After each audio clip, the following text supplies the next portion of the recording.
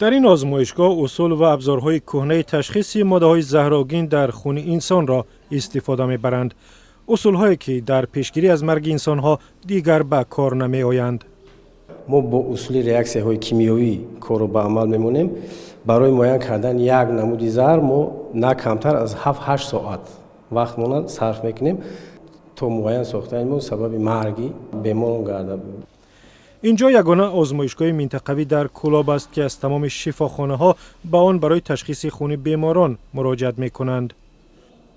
ما عموماً با اصول‌های که خیلی پیش به ما کار می‌کنن دوره‌های شورایی بودن با واسطه ریاکسی‌های کیمیایی کار می‌کنن. یگان نمون دستگاهی که در حاضر زمان هستند هر چه زودتر آنها تحلیل‌ها را به ما نشان می‌دهند نداریم.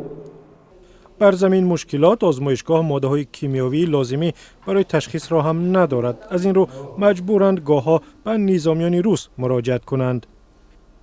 ما می‌شود حالت‌هایی که ما بعضی مشکلاتی داریم که معاین در اونجا کردن نتوان در آزمایشگاهی 201 دیویزیا که در شهر دوشنبه جایگیر است به اونجا می‌فرستیم. احتیاج آزمایشگاه به ابزار و دستگاه‌های نو در زمان است که در یک سال اخیر چندین نفر در کلاه بعد استعمال غذای آلوده به هلاکت رسیدند.